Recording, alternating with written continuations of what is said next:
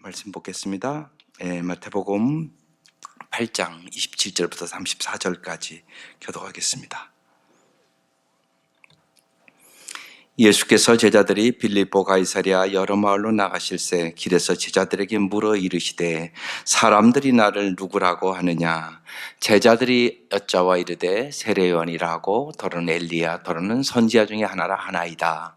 또 물으시되 너희는 나를 누구라 하느냐. 베드로가 대답하여 이르되 주는 그도시니이다 하매 이에 자기의 일을 아무에게도 말하지 말라 경고하시고 인자가 많은 고난을 받고 장로들과 대제장들과 더의관들에게 버림받아 죽임을 당하고 사흘 만에 살아나야 할 것을 비로소 그들에게 가르치시되 드러내놓고 이 말씀을 하시니 베드로가 예수를 붙들고 항변하매 예수께서 돌이키사 제자들을 보시며 베드로를 꾸짖어 이르시되 사탄아 내 뒤로 물러가라. 내가 하나님의 일을 생각하지 아니하고 도리어 사람의 일을 생각하는도다 하시고 무리와 제자들을 불러 이르시되 누구든지 나를 따라오려거든 자기를 부인하고 자기 십자가를 지고 나를 따를 것이니라. 아멘. 오늘 십자가를 짊어진 사람들에 대한 말씀이에요. 무지하게 중요한 말씀이에요. 사람에는요, 세 종류의 사람이 있어요. 내가 어떤 사람인가를 잘 보세요. 첫째는요, 자신이 하고 싶은 것이 무엇인지 모르는 사람. 두 번째는 자신이 하고 싶은 것이 무엇인지 알지만 하지 않는 사람. 알긴 하는데 안 해요. 세 번째 사람은 자신이 하고 싶은 것이 무엇인지 알고 있고 실제로 행동하는 사람. 앞의 두 부류의 사람은 진정한 만족과 행복을 경험하지 못하고 혼란과 불안 속에 언제나 시간을 보내게 돼요. 그러나 세 번째 사람은 자기에게를 명확히 찾은 행복한 사람이 될 수 있어요. 나는 어떤 사람인가를 잘 생각하셔야 돼요. 성공적인 삶을 살기 위해서 우선 그래서 우리가 해야 할 일은 자기 자신을 찾는 것이에요.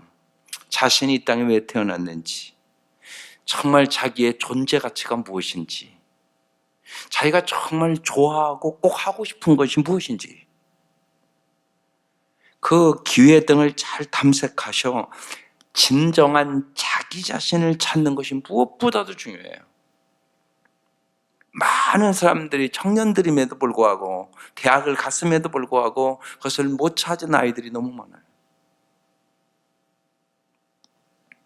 나의 얼굴이 어떤 상태인지 자신에게는 보이지 않는 것처럼 나의 가치도 잘 보이지가 않는 것이에요. 그래서 거울에 나를 비춰보듯 나의 존재 가치를 관찰하고 찾아주는 사람이 필요한 거예요. 예를 들면 박지성이 히딩크를 만나서 그가 완전히 인생이 바뀌어버려요. 이런 거예요. 그래서 이 땅에서 정말 어떤 사람을 만나느냐, 정말 나의 존재 가치를 찾아주는 사람을 만나면 엄청나게 큰 축복이죠. 근데 더 중요한 게 오늘 예수님을 만나면 그게 딱 그냥 다 해결되는 거예요. 그래서 참된 삶은 예수님과의 만남에 있다고 얘기를 하는 거예요. 나의 존재 가치를 관찰하고 여러분, 이 찾아주는 사람은 이런 질문들을 해요. 당신의 장점은 무엇입니까? 사람들이 당신에게 무엇하고 칭찬하나요? 무엇을 할 때 가장 마음이 평안하나요? 보상 없이도 정말 즐겁게 할 수 있는 것은 당신 무엇입니까? 당신의 꿈은 무엇이며 그 꿈을 이루려고 하는 이유는 무엇인가요? 여기서 이제 꿈 넘어 꿈이라는 얘기가 나와요. 꿈을 이루면 당신은 어떤 모습이 되나요? 당신의 성공의 모습은 무엇이며 성공했을 때 사람들에게 어떤 말을 듣기를 진정 원하세요? 마지막으로 자신의 묘비명에 어떤 사람이라고 쓰여지기를 원하나요? 여러 가지 질문들을 던졌어요. 근데 안타깝게요, 이 많은 질문들이 있는데 이런 질문을 한 번도 받아본 적이 없는 사람이 많아요. 한 번도 받아본 적이 없어요. 이 나이가 먹도록.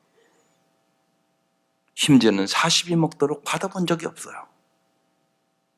그래서 인생을 방황하게 되는 거죠. 당신의 꿈이 뭐냐 진실하게 부모도 물어본 적이 없어, 자기에게. 수많은 사람들이 그래서 참된 질문을 해준 사람이 없기 때문에 인생 방황하는 거예요. 누군가 우리의 인생에 가장 영향을 미치는 사람들이 때와 상황에 맞게 질문을 잘 해주었다면 우리 모두는 높은 자존감을 가지고 마음껏 자아 실현을 하면서 행복하게 살아갈 수 있었다는 사실이에요. 하지만 아쉽게도 대다수 사람들은 여전히 자신의 존재 이유와 가치가 무엇인지 알게 해줄 누군가를 오늘도 찾아 헤맨다는 사실이에요. 그래서 오늘 이 밤 특별히 청년들, 이제 방황하지 마세요. 오늘 예수님은 각 사람으로 하여금 자신의 존재 가치를 찾아서 삶의 여정 가운데 실현하고 행복한 삶을 살 수 있도록 우리들을 도우시는 영원한 코치세요. 박지성이 히딩크 감독을 만나서 인생이 바뀌었다니까요, 완전히요. 예수님이 그만 못하겠어요? 그래서 오늘 정말 예수님이 정말 우리에게 동일하게 질문하시는 예수님이 오늘 나오세요. 이 질문의 첫 번째 여러분이 잘 생각해야 될 것은 성도라면 신앙 고백이 확실해야 돼요. 주님이 뭐라고 질문하시는가 한번 보세요. 27절부터 이제 시작이잖아요. 오늘이요. 시작. 예수께서 같이 읽는 거예요. 시작. 예수께서 제자들이 빌립보 가이사랴 여러 마을로 나가실새 길에서 제자들에게 물어 이르되 사람들이 나를 누구라고 하느냐. 먼저 이렇게 물어봤어요. 사람들이, 주위의 사람들이 나를 누구라고 하느냐 이렇게 물어봤어요. 그러니까 제자들이 대답을 해요. 28절 시작. 제자들이 여짜와 이르되 세례 요한이라 하고 더러는 엘리야, 더러는 선지자 중에 하나라 하나이다 그랬어요. 주위의 사람들 그 누구도 정말 예수님이 지금 누구신가 아는 사람이 없어요. 예수님을 지금 메시아라고 말하는 사람이 한 사람도 없잖아요. 지금 메시아인데. 그러니까 예수님이 이제 또 물으세요. 29절이에요. 시작. 또 물으시되 너희는 나를 누구라 하느냐. 베드로가 대답하여 이르되 주는 그리스도시니이다 하며. 오늘 여러분에게 묻는 거예요. 여기 온 여러분, 당신은 예수님이 누구십니까? 당신에게 누구냐고요. 이게 명확해야 돼요. 정말 예수님은 당신에게 누구십니까? 주님 그건 물어보시는 거예요. 베드로가 대답을 했어요. 주는 그리스도시니이다. 이렇게 대답했어요. 베드로가 이런 고백을 할 수 있도록 계시한 분은 인간이 아니라 하나님 아버지라고. 여기 마가복음은 안 나와요. 근데 마태복음에 동일하게 나온단 말이에요. 마태복음 16장 17절에 이렇게 나와요. 예수께서 대답하여 이르시되 바요나 시모나 내가 복이 있도다. 이를 내게 알게 하니는 혈육이 아니요 하늘에 계신 내 아버지시니라. 하나님께서 가르쳐줬다는 거예요. 그래서 주는 그리스도시요 하나님의 아들이다. 이렇게 고백할 수 있었다는 것이에요. 베드로가 3년 동안 이제 예수님을 경험하면서 정말 결정적인 순간에 하나님께서 가르쳐줘서 예수님이 그리스도 메시아입니다. 구세주랍니다. 이렇게 고백할 수 있었다는 것이에요. 예수가 그리스도임을 알아볼 수 있는 사람은 누구든지 이 베드로와 같은 정말 복 있는 사람이에요. 누가 복 있는 사람이냐? 정말 예수가 누군가를 알고 정확하게 고백할 수 있는 사람. 하지만 우리 주변에는 교회를 다녀도 예수가 그리스도시고 정말 죄악에서 우리를 구원하실 유일한 분임을 이해하지 못하는 사람들이 너무나 많아요. 그래서 오늘 이 밤 또다시 질문을 던지는 거예요. 정말 너에게 예수님은 누구시냐? 다른 사람이 얘기하는 거 말고요.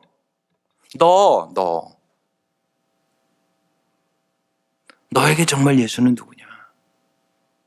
또 이럴 수 있죠. 정말 입술로만 고백하는 사람이 있고 정말 그 고백대로 행하는 사람이 있겠죠. 아까 세 부류의 사람이니까요. 모르는 사람이 있고요, 뭔가. 그냥 입술로만 얘기하고 행동은 전혀 구조가 아니에요. 그런 사람이 있겠고요. 정말 고백하는 대로 행동하는 사람이 있겠죠. 세 종류의 사람이 있는 거죠. 교회 안에도. 정말 주는 그리스도시요, 나의 구세주요, 나의 주인이시요, 내가 정말 주님을 사랑합니다. 진실로 여러분 이 고백이 여러분의 확실한 인생이 되시기를 바라요. 예수님께서 여러분이 잘 아는 대로 요한복음 14장 6절에 이렇게 분명하고 명확하게 말씀하잖아요. 예수께서 그에게 말씀하셨다. 내가 곧 길이요, 오직 길이란 얘기예요. 오직 진리요, 오직 생명이다. 나를 거치지 않고는 아무도 하나님 아버지께 갈 사람은 없다. 이렇게 말씀하셨단 말이에요. 예수님이 오직 길임을 여러분이 아셔야 돼요. 그래야 따라가죠. 그 길만이 바른 길이에요. 그 길만이 생명의 길이에요. 그 길만이 진리의 길이에요. 이 고백이 확실해야 됩니다. 오직 주님만이 나의 길입니다. 주님만이 오직 나의 진리입니다. 주님만이 오직 나의 생명입니다. 이 고백이 명확하셔야 돼요. 그래야 여러분이 참다운 성도로 살아갈 수 있게 되는 거죠. 두 번째, 성도는 고난과 죽음과 부활의 길을 확실히 알아야 돼요. 근데 많은 성도들이 이걸 잘 몰라요. 오늘 그래서 30절부터 이에 자기의 일을 아무에게도 말하지 말라 경고하시고 31절 이거 확실히 알아야 된다고 얘기하는 거예요. 다 같이 읽겠습니다. 인자가 많은 고난을 받고 장로들과 대제사장들과 서기관들에게 버림받아 죽임을 당하고 사흘 만에 살아나야 할 것을 비로소 그들에게 가르치시되 그랬어요. 신앙 고백을 이제 확실하게 주는 그리스도시요 고백을 하니까 비로소 그들에게 가르쳤다고 말씀하는 거예요. 그러니까 신앙 고백이 확실한 사람이 그 다음 단계로 가는 거죠. 그렇지 않으면 그 다음 단계도 못 가는 거예요. 예수께서 그리스도이심을 인정한 베드로이지만 예수님의 고난과 죽음을 받아들이는 것은 별개의 문제란 말이에요. 그래서 예수님의 가르침에 베드로는 주여 그리하지 마옵소서, 이 일이 결코 주께 미치지 아니하리이다 이렇게 대답을 하잖아요. 베드로는 진심으로 예수님을 살리고 지키기 위해서라면 어떤 일이든지 하겠다는 의지를 갖고 있었던 사람이에요. 하지만 그는 예수님의 죽음의 의미를 아직 이해하지 못한 사람이었어요. 교회 다녀도 여러분 정말 주님의 고난과 십자가, 죽음과 부활을 깊이 여러분 깨닫지 못하면 그 다음 단계를 못 가요. 여러분 잘 생각해 보세요. 예수님을 이 제자들이 왜 결정순간에 다 버리고 도망가잖아요. 왜 그런 일이 일어났겠어요? 오늘도 얼마든지 그럴 수 있어요.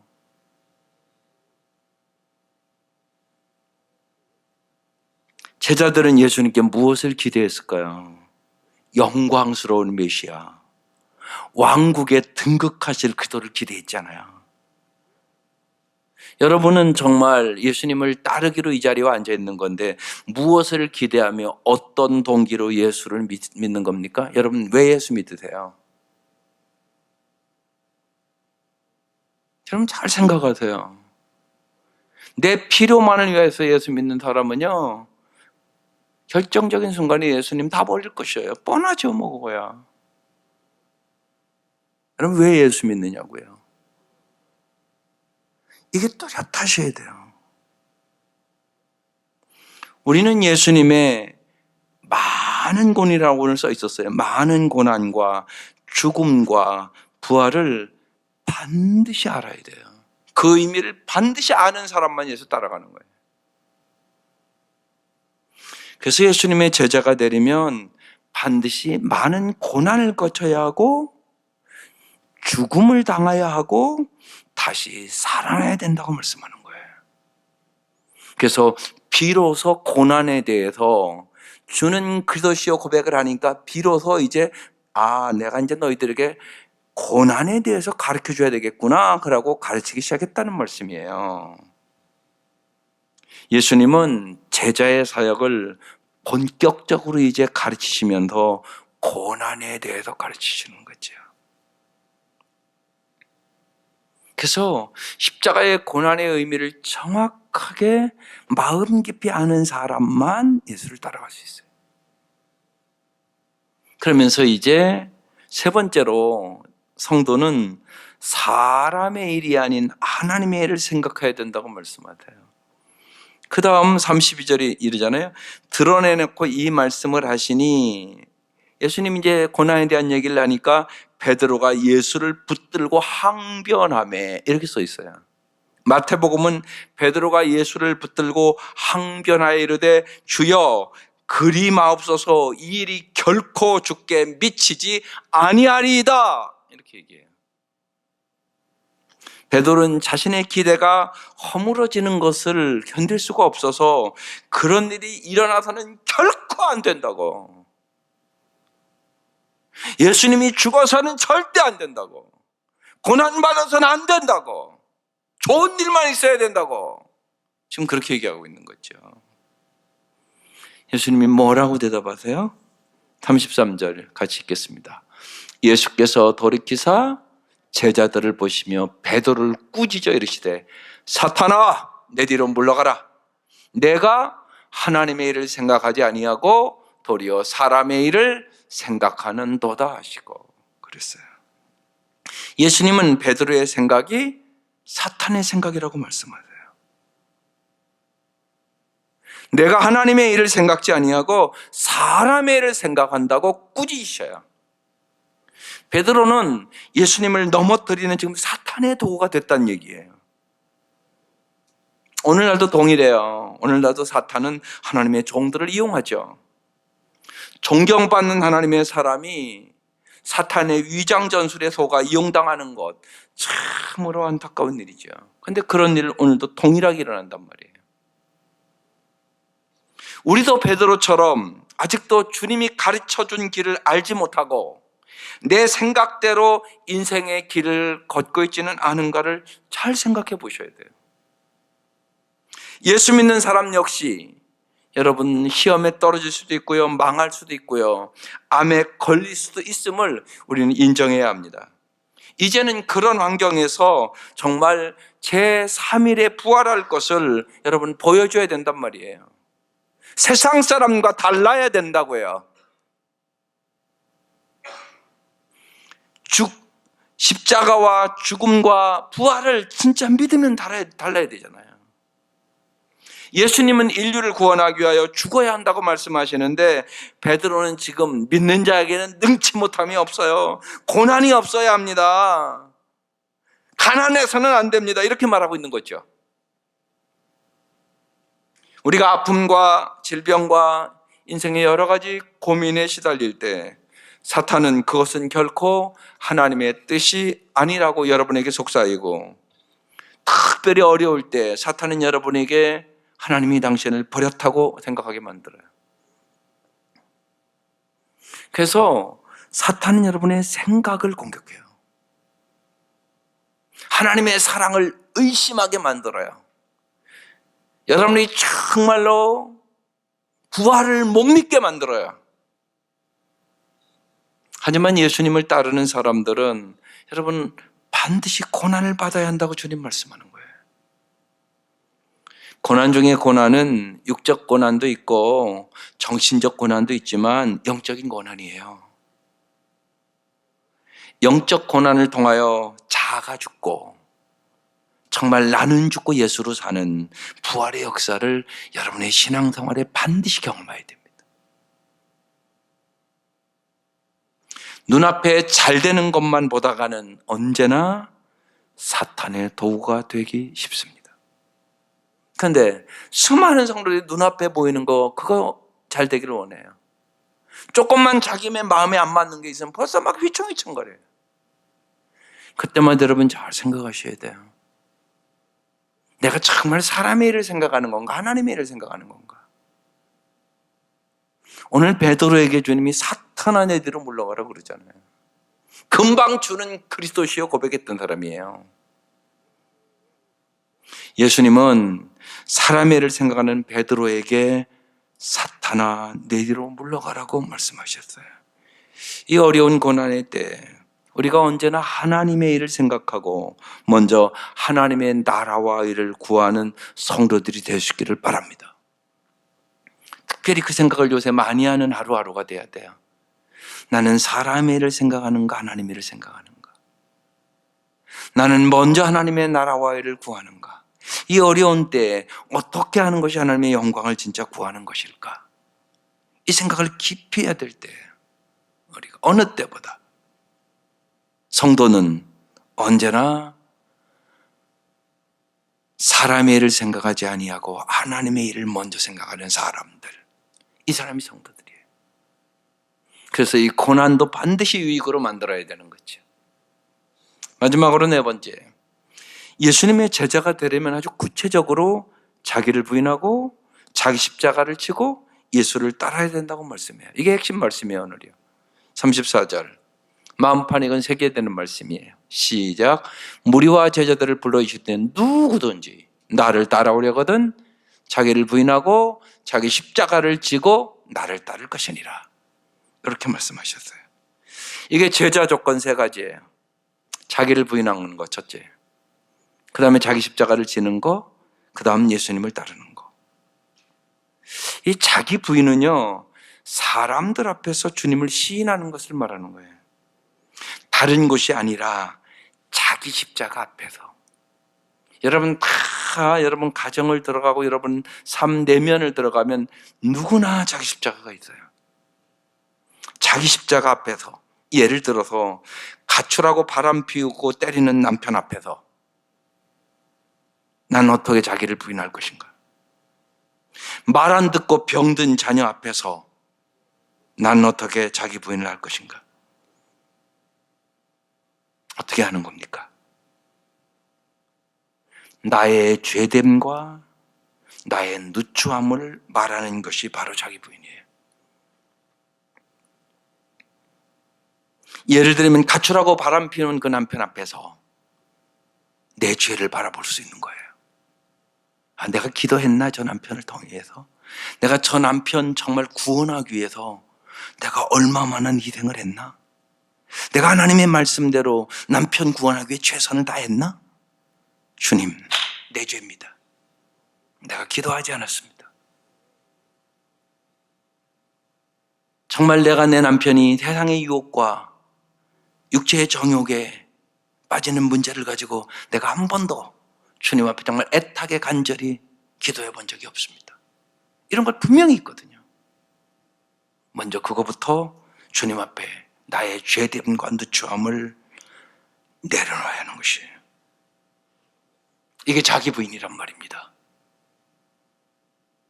그렇지 않은 사람은 계속적으로 저 사람 때문에 내가 불행했다고, 저것들이 말을 안 들어서 아휴 내 자식이지만 어지간히 말을 안 듣는다 그러면 너 책임 전가하고 저것들 때문에 그렇다고 이러고 앉아 있어요. 거기에는 아무 역사가 없어요. 왜 죄인됨을 이야기해야 합니까? 하나님은 죄 없다 하는 자를 쓰시지 않기 때문에 그렇습니다. 하나님은 자기를 마음으로부터 부인할 뿐만이 아니라 저 원인이 나의 죄임을 깊이 깨닫는 자들을 들어 쓰세요. 반드시 그렇습니다. 나에게도 책임이 있단 말이에요. 반드시. 내 남편이 방탕할 때 나에게 책임이 전혀 없다고? 아니요. 있다고요. 그러니까 언제나 주님은 회개가 우선이라고 말씀하는 거예요. 이게 자기 부인이에요. 자기의 죄를 먼저 깨닫고 내가 주님 앞에 회개하는 것, 이것이 자기 부인이에요. 자기 부인 한 자만 예수를 따라갈 수 있게 돼요. 그래서 예수를 믿으라고 말하기 전에 내 죄를 먼저 고백해야 돼요. 그래야 구원의 역사가 일어나기 시작하는 거예요. 이것이 바로 자기 부인의 고난이에요. 그 다음에 자기 십자가를 지고 이제 예수님을 따르는 길은 많은 고난을 받고 죽음을 당하는 가운데 살아나는 것이에요. 세상의 외면과 비웃음이라는 십자가, 육체의 고통과 죽음이라는 십자가를 감당해야 살아나는 것이에요. 죽지도 않았는데 뭐가 살아나요? 죽어야 살아나지. 여러분 생각해 보십시오. 전쟁터에서 자기는 결코 총격이나 부상을 당하지 않을 것이고 전투의 불편함 따위는 전혀 나는 겪지 아니할 것이라고 생각하는 군인이 있다고 가정해 봅시다. 또한 전쟁은 재미있고 흥미로운 일로 가득 찰 것이야 이렇게 생각하고 믿는 군인이 있다고 그럽시다. 여러분 그 군인에게 무슨 말을 해줄 수 있겠어요? 지금 제자들의 형편이 그 모양인 거예요. 예수님 따르면 고난이 있다는 생각은 전혀 안 하고 있는 거예요. 예수님 따르면 뭐 좋은 일 만나겠지 이 생각만 하고 따르는 거예요. 그런데 예수님은 지금 나를 따르는 것은 전쟁터로 가는 거라고 얘기하는 거예요. 어려운 문제라도 생기면 여러분 후퇴하는 것이 지당하다고 생각하는 군인이 있다면 그에게 뭐라고 말해야 합니까? 이런 군대가 적을 무너뜨리는 여러분 노력을 과연 할 수 있겠습니까? 마찬가지로 하나님의 나라를 위하여 나아가는 사람이라면 적의 공격에 정면 승부하여 마땅히 고난도 받아야 된다고 주님 말씀하는 거예요. 예수님과 함께 가는 그 길은 전쟁하러 가는 길이라고요. 영적 전쟁을 하러 가는 길이라고요. 그런데 많은 성도들이 그렇게 생각하지 않는다는 거예요. 무슨 편안한 길 가는 줄 아세요. 그러니까 예수님 믿다가 그만두죠. 박해를 받지 않으려는 사람은 박해의 순간이 닥칠 때 반드시 도망가는 거죠 뭐. 예수님 제자들 다 도망가잖아요. 우리도 주님의 뜻과 목적을 이해하지 못한 채 최전방으로 파송되어 적의 화살과 총알에 맞아들여야 할 때가 있을 것이에요. 그러니까 반드시 고난과 죽음과 부활을 이해하지 못하는 사람은 못 간다니까요. 그러니까 중요하다고요. 우리는 주님과 그의 나라를 위하여 고난을 받으라고 부름받은 사람들이라고요. 예수님께서는 이러한 부르심의 십자가의 죽기까지 순종했지만 반면에 베드로는 승리를 위해 주께서 고난받아야 한다는 사실을 아직 받아들일 준비가 오늘 본문에는 전혀 되지 않았다는 것이에요. 그래서 오늘 여러분에게 묻는 거예요. 여러분은 받아들일 준비가 되셨습니까?